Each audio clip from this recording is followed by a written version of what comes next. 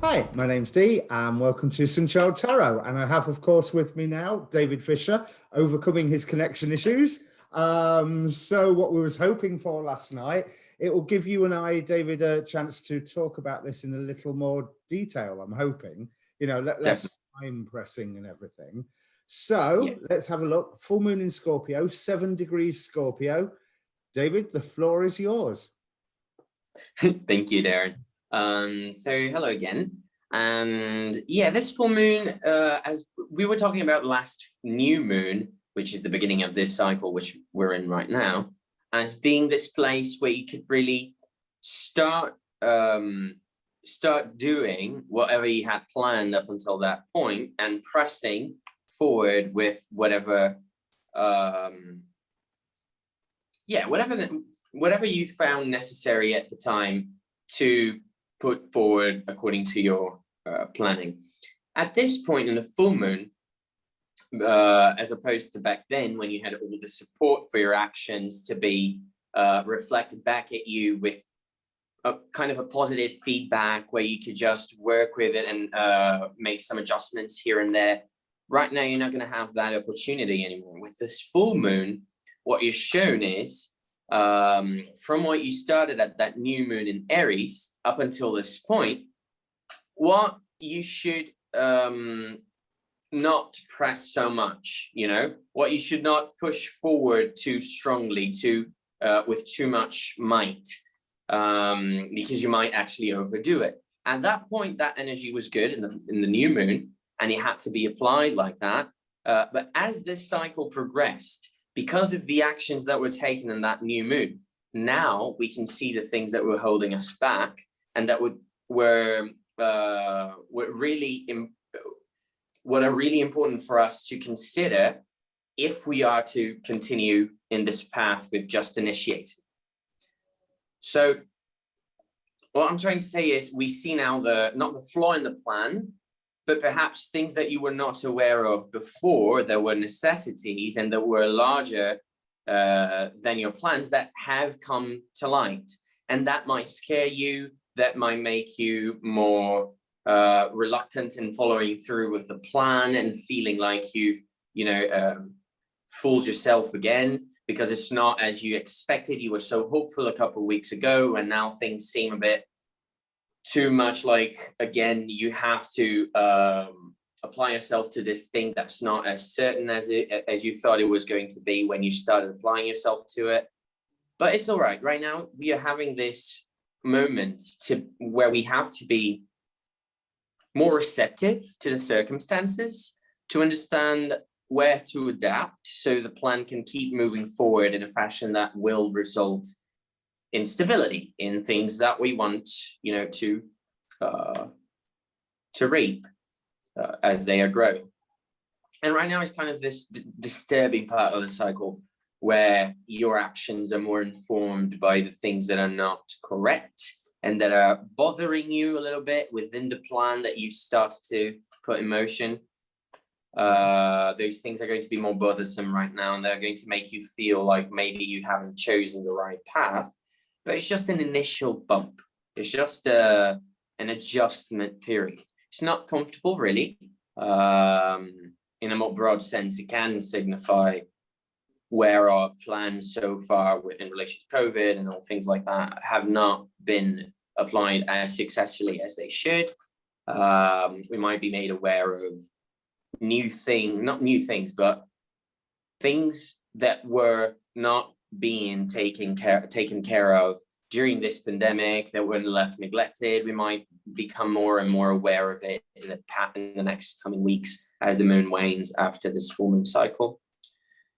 We might become more aware of where the flaws in the plans are, but not because we should give up on whatever it is we are investing, but because we should adapt. We should really take in these harsh realities that feel like they're stopping our movement forward, and see what they're telling us really about what we need to adapt in our vision of the whole, in our larger perspective of how things should go. It's more of a receptive period, more of an inward period. That's really interesting, because I noticed everyone is describing it as a very inward looking moon. If I bring the chart up, I'm really interested in what you were saying about the growing awareness, because that's something that I had picked out probably for, I'd love to know your reasoning. So I'm going to share the chart and I'd love to see your reasonings on this growing awareness idea. Because you're not going to like mine. Because I will be referring to modern rulerships to a certain extent, but I've got a doozy with that one. You'll like it. I say it. All right. I hope you'll like it. But yes, so the growing awareness, this idea of, I'm seeing an idea of revelation on a personal and on a feelings level.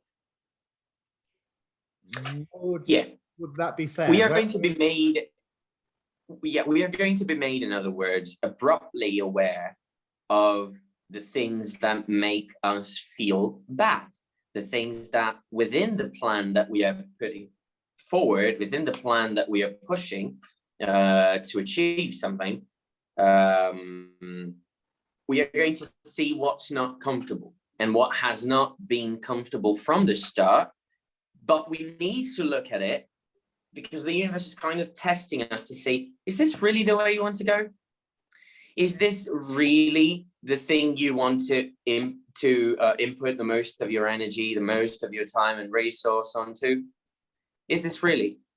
If it isn't, you're going to be very bothered by the things that are going to come up right now, because you're going to be very sensitive in your feelings, in your body. You're going to be sensitive to these circumstances that are not leveling up, that are not meeting up your expectations. And that's because Mars is in Cancer, ruling that full moon in Scorpio, and Mars is debilitated in Cancer. It's in its fall. So it feels the inadequacy. It focuses in the inadequacies all around itself. So it doesn't have to focus on the thing that's inside. Mars is not really good in focusing on what's inside. But with the moon in Scorpio, we have a unique opportunity to not exactly resolve the situation, but become acutely aware of it in a way that possibilitates us to work with it through perhaps that Saturn-Jupiter piece in Aquarius. But the moon's as bad off as Mars is in this chart, isn't it? Because isn't the moon in its fall as well? So it's like they're in each other's houses, they're trying to help one another, and neither of them really have enough oomph or enough strength. You're right. You're right. They don't. And that's why the situation that I'm describing here and the feeling that you should have is towards something that's wrong. And I'm not saying to you, pay attention to the things that feel right to you. No, because you are going to feel acutely aware of the things that are bothersome to you, because we are talking about two planets being majorly involved in this full moon aspect with each other. They are very connected by domicile, as you said, Darren, and they are entwined to each other. So they do see each other. They want well for each other, but they are very badly placed. And so it's like you have two people that, even though they can empathize with one another at the level of seeing each other's hurt, they cannot empathize enough, it feels like, because of circumstance where they find themselves in, to work their own issues with each other. It's like that toxic kind of relationship where people empathize, but instead of pulling each other out of the mess, they just immerse themselves in each other's doom and gloom, to avoid their own. With that mutual reception, I mean, they're and trying, I'd forgotten about the trying, but they are trying to assist one another. But I had this image of two incredibly drunk people trying to prop each other up and both failing miserably. That's exactly the image. So the other person might be telling you, man, I know you're drunk. I can see you're drunk. Let me help you. And you are telling them, I see you're drunk. You're not going to help me. I'm going to help you. But they're not being able to do anything with each other anyway. And they are not looking at their own state in itself to say, hey, can a third party just assist us? However, you do have the third party here, and that's Saturn. Saturn there with Jupiter is telling everyone what to do. It's kind of delegating what the problem is, really. When I have like T-squares like this is a configuration that's called a T-square, and you have 3 planets in 3 parts of one modality. So this is the fixed sign modality. You have Taurus, Leo, Scorpio, and Aquarius. In this quadruplicity, in this modality, you only have you only have Leo unoccupied, and all the other three signs are interactive. So the moon's in Scorpio. You have all that stellium, which is a lot of planets in Taurus, and you have Jupiter and Saturn in Aquarius, but no in Leo. And so what I like to also say when we have these incomplete square crosses is that you should always try to make yourself more aware as a way to perhaps alleviate the pressure, relieve the pressure from the aspect. You should focus on the sign that's unoccupied. So Leo has to do with, is that the way I want to be perceived? Is this the way I want to construct my own self-image? Is this what I really think of the world in general? Or am I just personalizing opinions that right now are just trying to tell me something about my present moment that I'm not trying to look at? For example, do I have these political opinions as strong as I am seeming to have right now? Or are they just more latent in my life and in my story because I am in a dire situation right now and I need to have these opinions? So we are right now seeing perhaps how we're having an opportunity to look at how much we have personalized our own misery, how much we have identified with our own demons, in other words, enough to allow them to direct our actions. And so this is a good thing if you have a good relationship with your demons generally, and you're used to looking at them. You're going to have the same kind of cathartic moment, but it's not going to be as death-like for you. It's going to be more of a push forward where you clear out the dirt from your porch and you're able to walk out, you know? Yeah. I'm smiling because I was just looking what you were saying when you said that death-like moment, that death-like awareness. I want to build up to that, but so get my teeth in. Mars, Mercury in mutual reception from one another. Just sorry, Mars, Moon in mutual reception with one another just after Mars, Mercury being in mutual reception. So the Mars Mercury, I heard one person explain it as if there was new data coming through in that Mars Mercury mutual reception.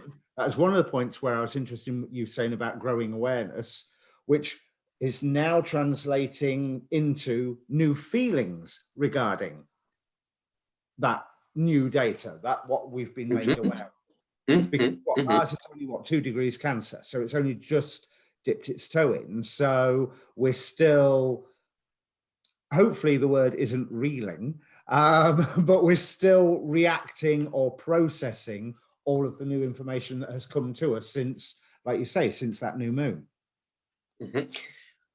Well, when you have Mars in Gemini for a while, you kind of get used to interpreting things at face value and taking things as they are.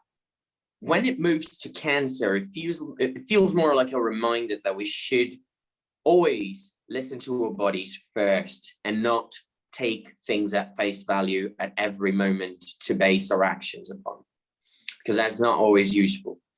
And it's interesting that it goes from Gemini to Cancer, where it has this abrupt reality check, you know, of I cannot just keep doing recklessly. I have to look at the consequences of what I'm going to do.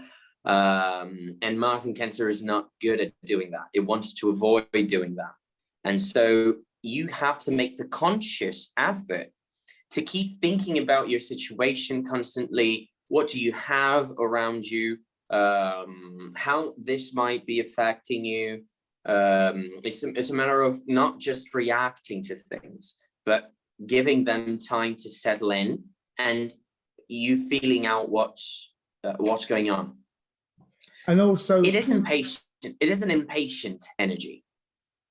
But there's also, it's going to struggle with that impatience as well. Because like you say, Leo is empty. All the fire signs are empty. I mean, we've got Chiron in Aries and that's your lot. So there is no fire, no get up and go in the chart whatsoever. If there was ever a chart to describe, you can sit there and think about what you've done. This is the one to do it, isn't it? It is, yeah. You're going to have these moments where you're going to want to give up all the things that you've just started. And remember, Mars is in Cancer, it's a cardinal sign, and will want to keep acting and keep reacting because Cancer is a very active sign. It changes with the moon.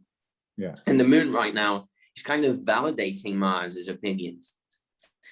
So it's going to be a reality check that is going to hurt. It's going to tell you, to show you where you have been too accommodating, where you have been too trusting, where you have been even too unaware of your limitations. Because you see, Mars, which is ruling the full moon, is depressed in Cancer and exiled in Taurus, which is another place where there are a lot of planets right now. So even though you have that superior sextile from all those planets in Taurus, which means they are trying to give Mars some support in Cancer, Mars still is reluctant to accept that support because it means negating its own nature. The support that Cancer and Taurus can give to Mars is fertility, is things that grow with time, with care, with the right circumstances. And Mars just sees the problems within these things. Mars just wants to separate things that belong together. Mars doesn't want things to grow. Mars wants to reap things. Yeah, it doesn't want long-term processes or looking towards harvests or anything like that, does it? Yeah, but right now, this is what is being commanded in the sky, because you have Saturn overlooking the whole thing in Taurus, telling them what to do, telling them how to behave otherwise, you know, and Jupiter reinforcing that it's important that we react that way, that we do act by the book right now at this moment, if we don't want to put everything to waste. But Mars in Cancer is like a devil's advocate. That's going to be like, but this is exactly like every other situation that you've been through. This is exactly that past thing that has hurt you before. This is exactly the kind of thing that you were trying to avoid when you started this whole thing anyway. And what I want everyone to understand is that we have to listen to that voice, but not because we are going to act upon it, but because we have to understand what that voice is actually saying without saying it.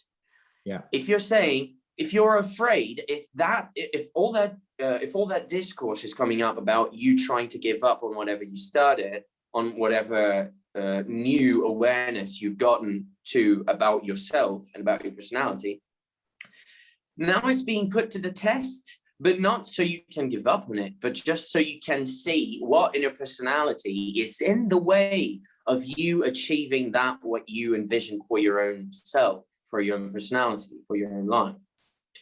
Which is put in a more positive... You're going to be made aware of your own blocks through your own complaining, through your own insecurities. And those are the things you need to tackle and throw off, not the whole plan in itself. Which is putting a more positive spin on it, because up until that point, it was sounding like there's two negative-minded people sat there moaning, egging each other on. But this is, when all said and done, continuing that transformation energy that we set in motion with the Aries new moon. This is like the next stage of that process where we've rushed out and tried to do everything, and now there's bits say, don't need to do that bit, don't need to do that bit. What on earth Yeah. were you doing over there? But Mhm. hopefully somewhere in all of that, there's a, that bit's okay. Stick with that.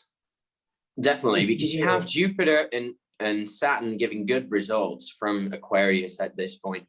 They're not giving good circumstances in the sense that everything's perfect, but they are giving good results in terms of whatever plans you try to apply to fix the current situation will have beneficial results in the long run, because these planets, they are worried about creating stability for their own homes. And if they are signifying all this turmoil that we're living, it means that at least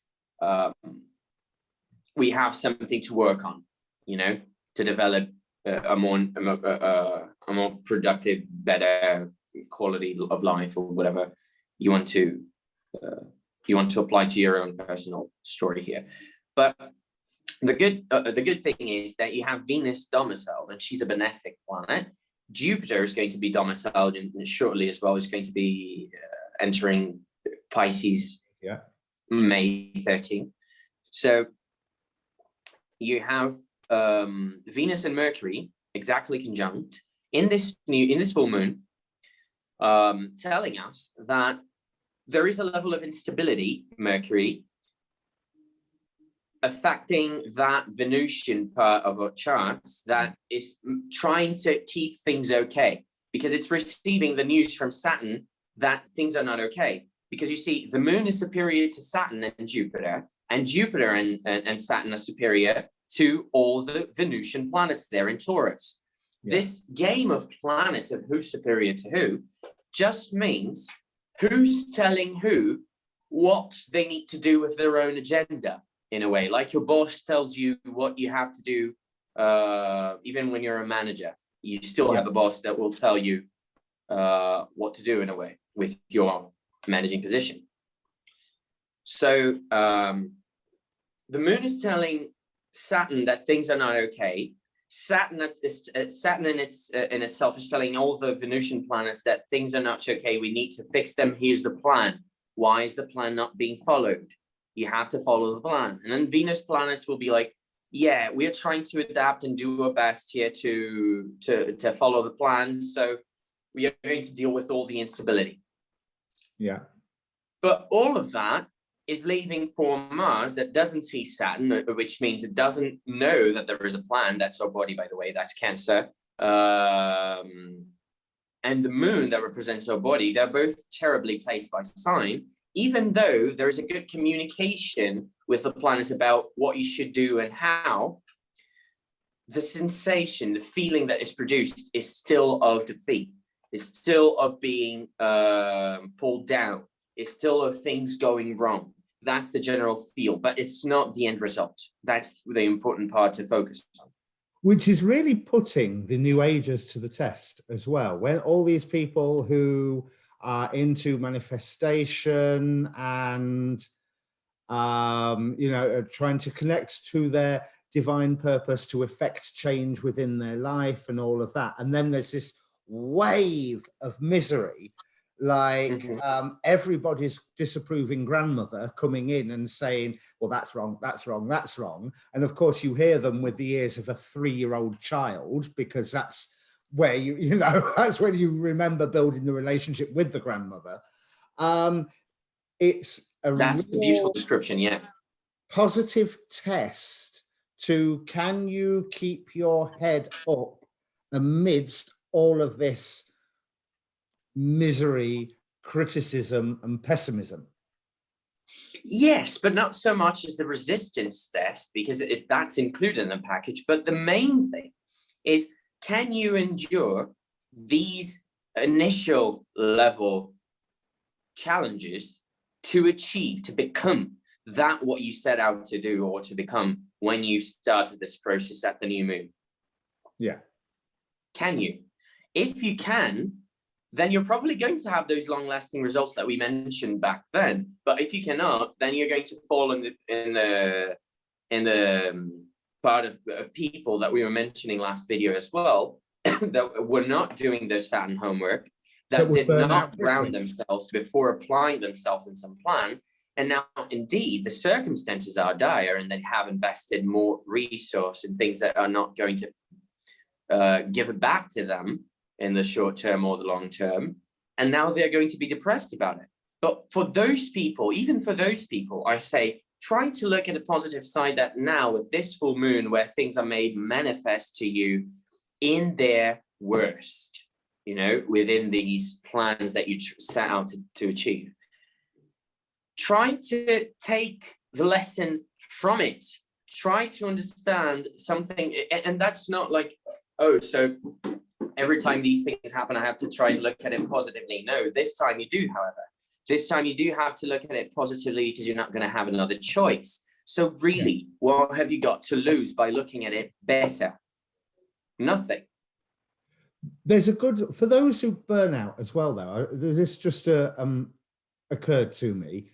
If you're setting off on a bad plan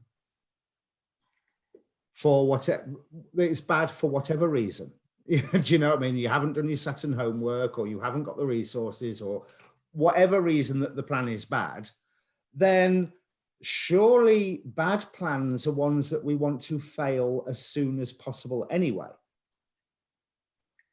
Because there's nothing worse than the bad plan that lasts a long time.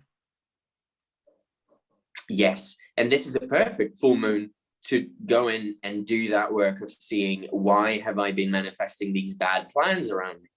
Why? What am I trying to run from exactly? What are my fears right now, so I can stop letting them get in my way, you know? Yeah. Now, the other thing that I picked up on when I was smiling when you said growing awareness, I mean, obviously that just previous Mars-Mercury mutual reception helps with that. But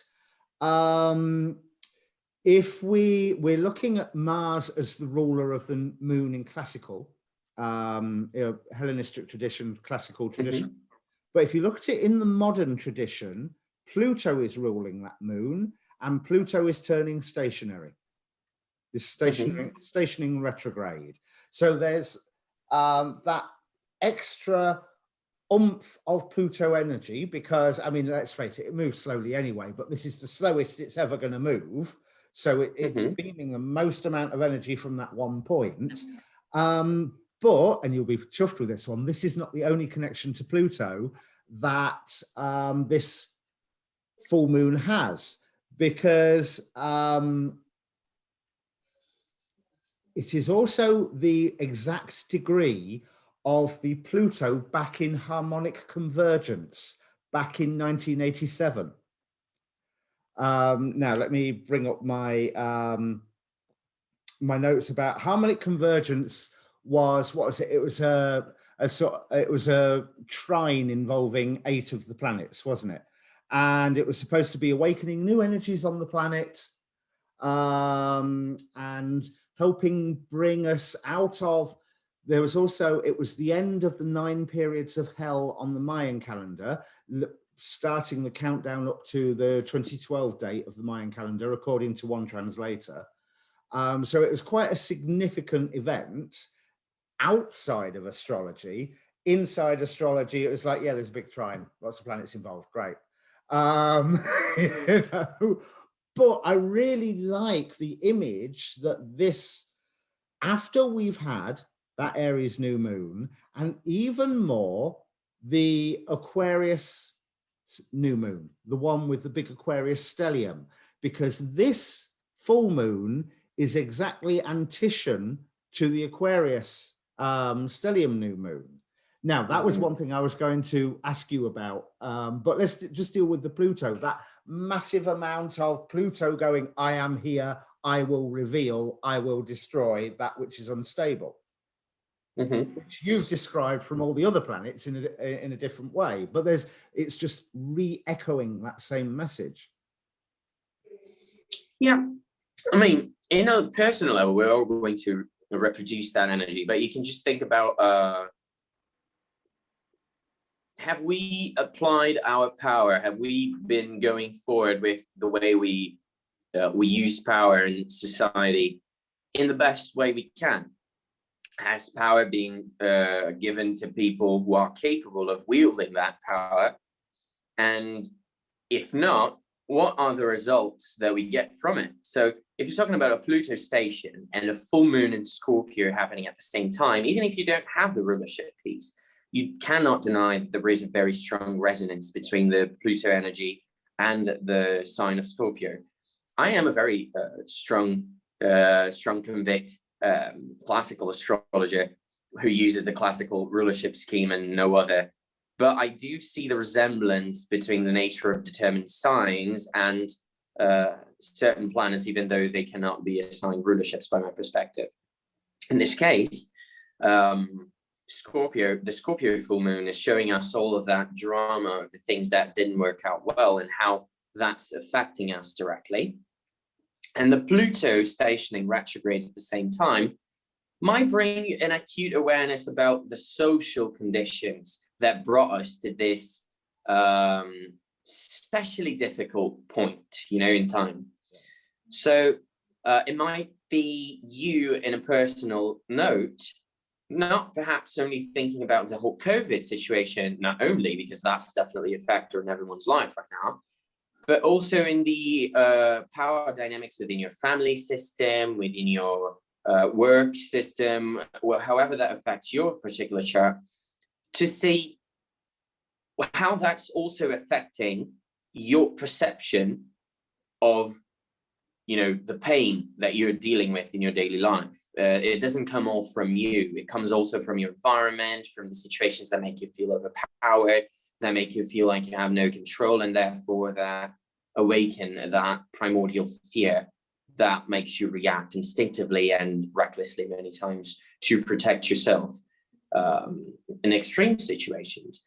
This is the scenario that we're living in the world right now. There's no point in denying it, even though we want to talk about our personal lives as distinctively as possible. We are all very enmeshed in this whole coronavirus situation that's affecting our economies and freedoms everywhere. So it's very fitting for this full moon in particular to have that Pluto stationing at the same time. Yeah. Well, on that note, I'm going to stop the screen sharing now because I don't like being in a little box. But there's, as you may have noticed, how I speak on my new moon and full moon readings about the degree angels and how over the past lunations, there's often been something about dealing with plague, dealing with infection, resistance to infection.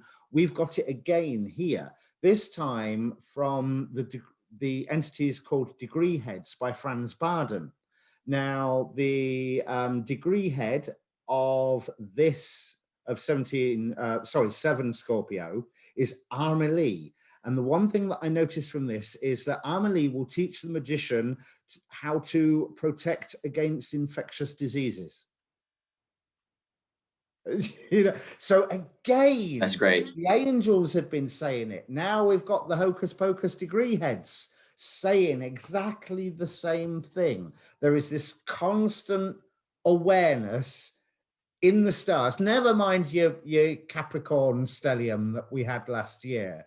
It just keeps coming again and again from these other sources of an awareness of the battle that we are going through right now.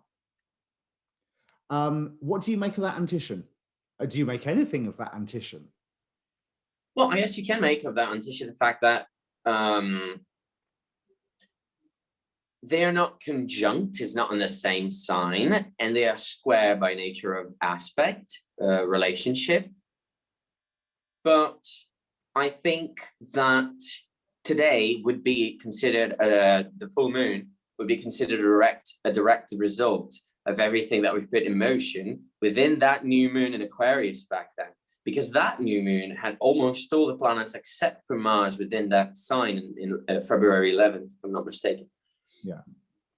And now that we are having a full moon that's in addition to that, we have more clarity and things that were being made back then and how they actually worked in practice, and more so of the lack that they produced, you know, not because they were not aimed to improve the situation of the collective, but we are going to feel more acutely because of circumstance the ways it failed to achieve the initial goals that were planted back in that full moon. We are going to be very much aware now of these flaws, of the things that are failing. Well, yeah, I think that one thing that we can think about in this lunation cycle also is that big committee, big reunion meeting that they had with all those big countries about climate change and how we are going to tackle it.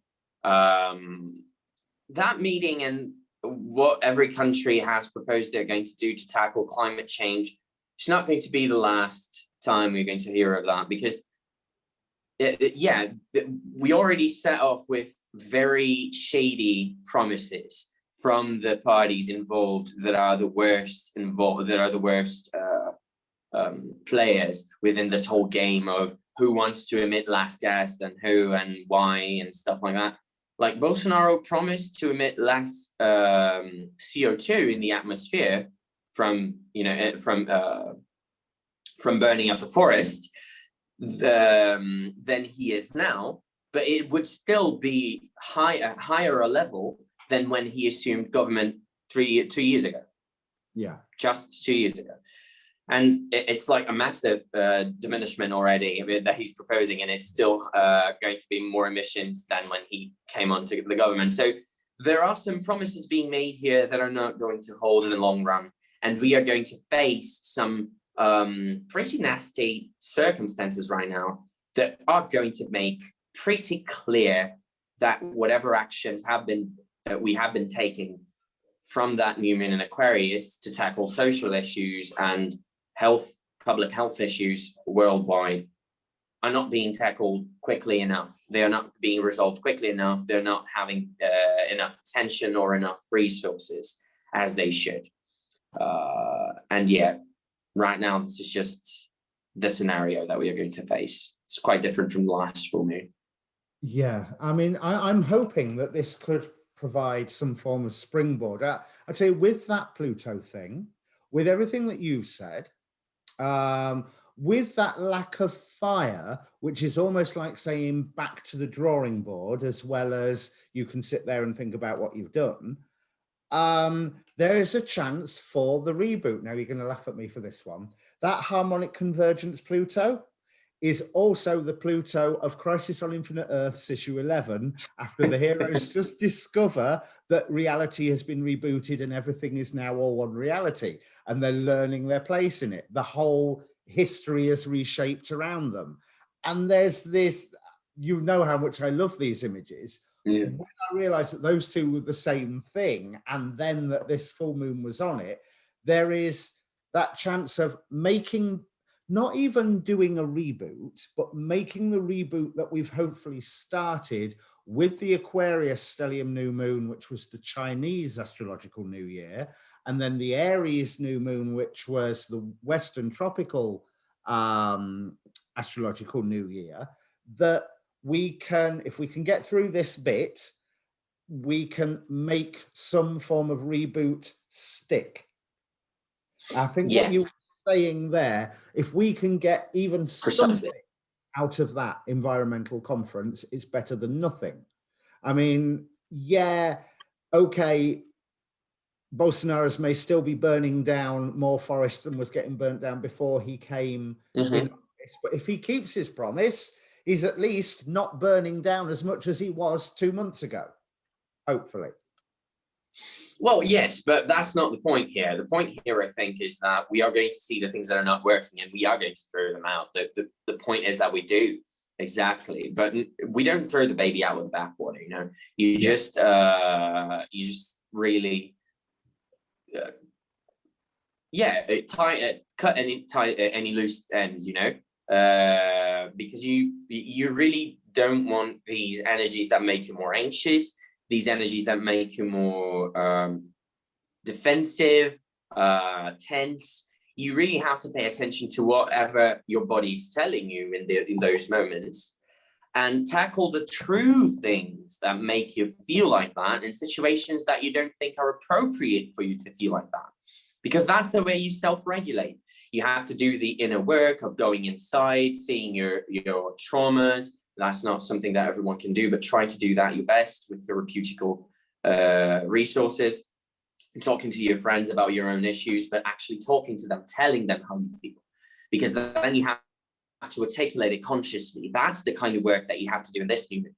You don't have to do the kind of work that because you felt desperate, because you felt bad about something, that you have to put everything to waste. No, that's not the ideal right now. That's not what you have to do. Just stick to the plan. And that's the lack of fire as well. The lack of fire is not just the lack of initiating attitude. It's also of staying power. That attitude that you need to keep something going, even, is not present. So you have to make that decision for yourself. That's Leo, the fixed sign of fire. When things just keep burning, things just keep going steadily, that fireplace that keeps burning the whole night, and that you have to constantly feed more wood in order to keep bright and shiny and warm for you. So that's the idea here. That's the kind of effort that we have to make. Keep going, keep moving forward without pressing too much when you feel bothered. Be receptive to the setbacks so you can adapt, and keep moving once you did. Yeah, there's now I want to move on very slightly with Uranus, because Uranus hasn't finished yet, not by a long chalk. I have a little story to tell you first, because I know I haven't told. When I was doing the full moon readings, I was saying that I was worried that for the live stream I wouldn't be able to talk because I was having some work done on my jaw, as you are well aware I was going to do. Anyway, I got there Thursday, the day of the conjunction, Venus-Uranus conjunction, and they didn't charge me any money to walk into the building, which I thought was weird. And so I got in there, and basically someone had broken into the dentist's the night before into their storage locker and stole my teeth. So oh my God. I had a cosmetic procedure that went horribly wrong, but I'm unmarked by it. So it's really been astrology in action, because I was listening to, I think it was Bava was talking about with Mars in Cancer, violence at sea. Also, you'll probably hear about a shark attack or shark stories. Yesterday, I walk into the shop, and the Daily Star, a highly reputable British journal, I assure you, very reputable. But its headline was, just as we're getting out of lockdown and can return to the beach, there's a great white shark going around our beaches. Oh my God. You should write a sheet about with that. He's going to like to know. He's probably going to mention it in a video. Right, actually, I should do that. Yeah, astrology has definitely been in action, and we've had that Mercury-Uranus, we've had the Venus-Uranus, we've got this pessimistic and delving into your soul and honing the bits that are maybe where you're pushing too hard or that are a little bit pointless. And then we've got the Sun conjunct Uranus coming shortly after the full. Yeah. I mean, things are not stable at all, and that's why something that might add to the factor that you might be feeling unaccomplished at this point of this full moon still, even though you are still inputting a lot of energy and effort, is because you have all this instability in the air. But it's going to bring, if you keep at it and you just tie the loose ends and you give attention to whatever is bringing your emotions to an upheaval, then the main thing that's going to happen when the Sun conjuncts Uranus is that you're going to come to this new perception of, wait a minute, I've been telling myself off all these years or all this time, or I'm trying to do something, and pointlessly, as you said. I shouldn't have been telling myself that. My whole perspective of reality should actually have been that all along, because now I see that because I had that previous relationship with reality, I was stopping myself from understanding what I had to understand now, and that's what was causing the whole anxiety issue, because it was just a matter of adapting the plan. And I was working with some faulty information that just had to come through with the moment where I came face to face with being out of control because of that, because of that lack of understanding that I had. So now I can work with things more consciously.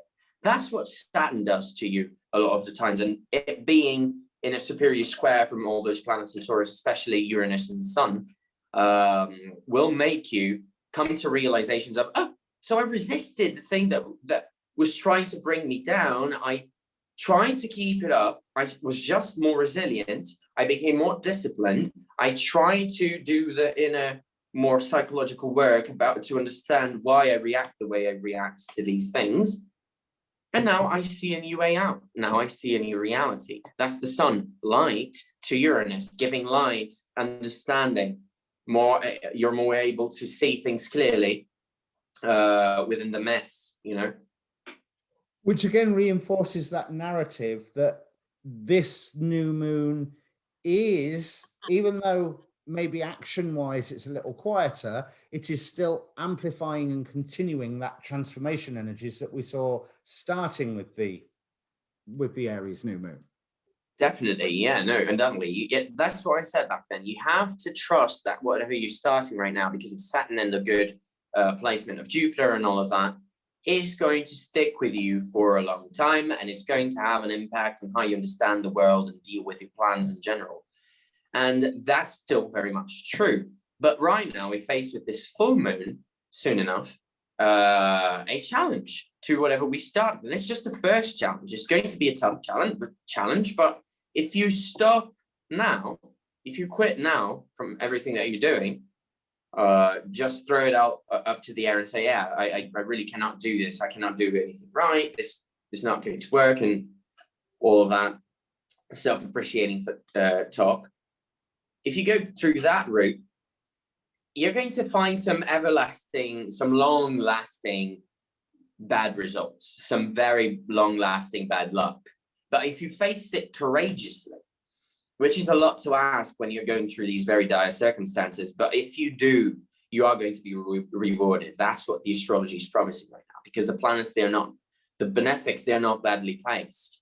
So they are promising you some fertility to whatever hardships that you go through within these signs. There are good possibilities for growth. It's not like the end of 2020 when he had Jupiter was in, I think, what was it? Capricorn. And you had Jupiter in Capricorn and Venus in Scorpio or Venus in Virgo. Those were tough times. Those were hard times to start anything. And you shouldn't have planned or started anything back then, because it's going to have so much struggle to develop. But now you actually can, because you're more grounded than back then. So yeah, it's not as fearful a circumstance as it was in last year. So if I was to title this video afterwards, you will be tested, stick at it. Yeah, you could say something like that. Yeah. So I've got one final question. Oh, actually, I had two final questions, but I think we've covered one of them. There's right, a lot of the YouTube astrologers, I've noticed, are saying that this is the most powerful full moon or most powerful lunation of the year. And we've had that Aquarius stellium new moon, we've had that Aries new moon, we've got eclipse season coming. I mean, we've got all this that we've just discussed today that we could have happily have discussed under the image of an eclipse. And this is even before the eclipse starts. So Lord knows what the eclipses are going to bring us. I'm going to look forward to, well, I'm either going to look forward or bury myself into a hole deep in the ground and just stay there and wait for them to finish, one or the other. But this is pre-eclipse that we've been discussing today, which has been dramatic in and out. Are we ending up with another year just like 2020 where everything is really, really significant? But ever so often we get... Definitely. We still got more of that to come. Like 2020 and all the things that we are going through then is not over really until we have Saturn leaving Aquarius even. But it's going to be much lighter. Sorry? That's another 2 years of this yet then. That's another 2 years, yeah. But yeah, it's still going to be a little lighter after Jupiter has moved on to Pisces for good, and then to Aries and onward. But you are talking about slow-moving planets that have caused all this havoc, or that evidentiating all this havoc in the sky. And they are still pretty much acting together in a very small portion of the sky that belongs to Saturn. So we are still entering to the same restrictive energies, and we will be until Jupiter leaves that sign and then Saturn. But still, Pluto is going to be there. So we know that we are a generation that, much like our ancestors around the independence of the Americas time and the downfall of many monarchies around Europe and stuff like that, we are going through these times where new ideals of society are set. These new ideals might take decades and centuries to hold on to the whole of society, to the worldwide community. But much like the idea of a republic back then seemed to be utopic and seemed to be out of reach for most societies, and now it's a reality in most of the world. You know, the same way that happened, we are having new things happening now that are going to take a hold of the worldwide community through the next few decades. But for now, for this moment, I wouldn't say that this is the most powerful full moon of the year, but it's definitely the one where you have more capability of going inside, of seeing what your moon is trying to tell you. Like, it's the one, it's a super moon, if I'm not mistaken. It's like one of those. We haven't even mentioned that, have we? It is a super moon. Yeah, it's one of the moon happens to be full very close to the Earth, and then you have a super full moon because it looks a little bigger and brighter. But what that can tell us is that it's really giving us this lights up, moment within ourselves, within our interior, much like the moon card within tarot comes up when we are needing to go in and explore deeply our own feelings, because they are not what they seem. Things are not what they seem with the moon. What does that mean? That ability of a Cancerian to look at something that bothers them and to give it a whole reasoning of why it's bothering them, except the true reason. Yeah. That's the thing about the moon. The moon is that one reason you do not want to look at, because it's the thing that hurts you the most, and that the moon is actually trying to avoid always. But you do have to make it aware, to make an effort to look at the moon, trying to fish it out, trying to pull it out from your moon. What's going on? How do you do that? Words. Sit down with yourself. Try to think about what you're feeling, why you're feeling it. When did you start feeling that way about things that trigger you in that manner? What happened then? How can you resolve it within yourself? These are lunar themes, and this is a very powerful full moon, so we can really assess our demons, name them, and thus have control of them. That's definitely true from my perspective. That looks like a wonderful place to end, because we've been going over an hour, I think. All right. Is there anything else you want to say about the full moon before we go? No, I think I'm good. Yeah, I think I've covered everything that we've covered it. So down in the link below, there will be a link to the Facebook page for this channel where you can contact me or David. David, you're also out there on Instagram, aren't you? Yeah, David Fischer Astrology, and it's Fischer with this S and the C. It's the German version. Yeah. So I'm Tarot. He's Astrology. You can approach either of us for readings if you're interested. Because as you will see on my videos, I keep saying I am not an astrologer. A few more years, I'll get there. And yeah, that's it. Press the like button. Press subscribe. We'll be doing more of these shows about the different astrological events and hopefully live streams. So I'm glad to see the connection problems are sorted now. If I don't have any other issues, if Mercury allows me, yeah. Well, I mean, it was going to go wrong. I thought it was going to go wrong with me being unable to talk, but it still managed. Weirdly, it was you that was unable to talk. So yeah, but you see, it's unexpected problems, but we still kept at it. We're still sticking to it and doing video anyway. So yes, that's more of it, what you guys can expect. We're going to be doing this more of this in the future, hopefully without any technical issues. Yeah. So whatever it is, folks, stick at it, and we'll see you later. Cheers. Cheers.